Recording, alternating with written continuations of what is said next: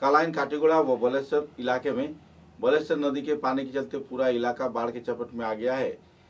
आवासिक इलाका, खेत तथा स्कूल गृह पानी की चपेट में आ जाने पर पूरी क्षेत्र में लापरवाही का माहौल देखने को मिल रही है और जिला प्रशासन की ओर से कोई अहम कदम भी सहयोगिता के लिए बहरहाल नहीं उठाई जा रही है।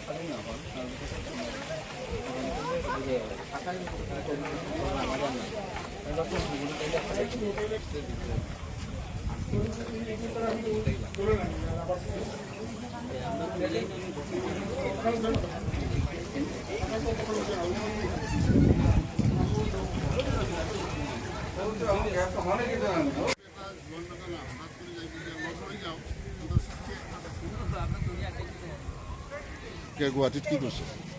বনাইছে না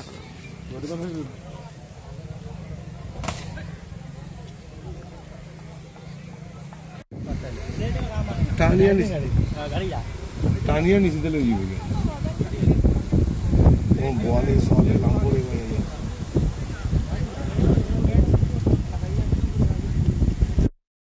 চাওক মানে যিমান সোনকালে মানে পানীৰ লেভেলটো বঢ়ি আছে এইটোতো চিন্তাৰ বিষয়। নেচাৰেল যেটো কেলামিটি, এই কেলামিটি আমি সদায় ট্ৰাই কৰোঁ কেনেকৈ আমি প্ৰটেকশ্যন দিব পাৰোঁ। আমি আশাবাদী যে আমাৰ মুখ্যমন্ত্ৰীৰ ডাঙৰীয়া নেতৃত্বত এইটো আমি ট্ৰাই কৰিম মানুহৰ যাতে কিবা প্ৰব্লেম নহয়। আমি আমাৰ এডমিনিষ্ট্ৰেশ্যনৰ পৰা হেল্পলাইন চেণ্টাৰ খুলিছোঁ।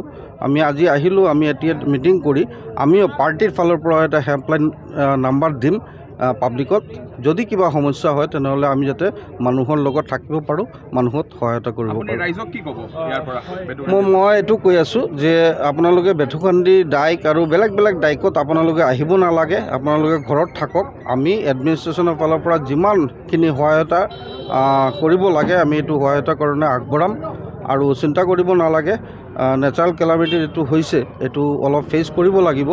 মই আশাবাদী যে মানে 2-3 দিনৰ পিছত যে আমাৰ পানীৰ লেভেলটো কমিব।